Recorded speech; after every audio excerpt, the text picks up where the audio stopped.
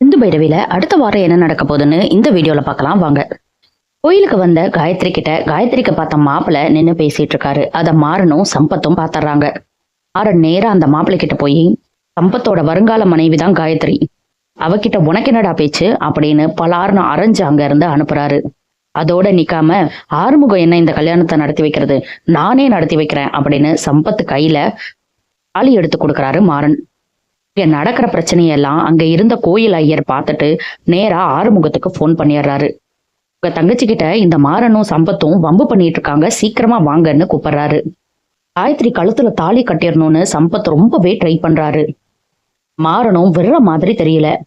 காயத்ரி பயங்கரமா அழ ஆரம்பிக்கிறாங்க. வேணா வேணான்னு கதறாங்க. விஷயம் தெரிஞ்ச ஆறுமுகம் கார்ல இருந்து இறங்கி அருவாளும் கையுமா நேரா இன்னொரு கையையும் வெட்டணுங்கிறதுக்காக ஓடி வர்றாரு.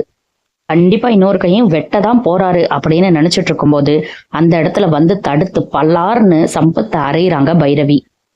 அரைஞ்ச அறையில ஷாக்காயி நிக்கிறாரு ஆறுமுகம். மாறன் உடனே பைரவிய அடிக்க போறாரு. சும்மா இருப்பாங்களா பைரவி? பூஜைக்கு கொண்டு வந்திருந்த கூடைய காயத்ரி கையில இருந்து பிடுங்கி மாறன் மூஞ்சியிலேயே அடிச்சிடுறாங்க. பைரவிய அடிக்கிறதையெல்லாம் ஆறுமுகம் தூரத்துல இருந்து பயங்கர ஷாக்கோட பாத்துட்டு இருக்காரு. பைரவி அடிச்ச அடியில மாறன் கீழேயே விழுந்துடுறாரு. அதுக்கப்புறம் என்ன, காயத்ரிய காப்பாத்தி அங்க இருந்து பைரவி கூட்டிட்டு போயிடுறாங்க.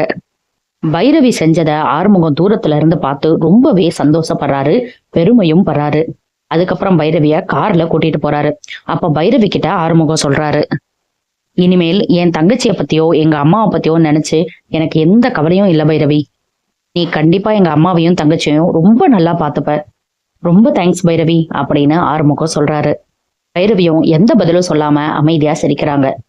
இதுக்கப்புறம் என்னெல்லாம் நடக்க போகுது அப்படிங்கிறத நம்ம பொறுத்திருந்து பார்க்கலாம். அடுத்தடுத்து சிந்து பைரவியில என்ன நடக்குதுன்னு தெரிஞ்சுக்க சப்ஸ்கிரைப் பண்ண மறந்துடாதீங்க.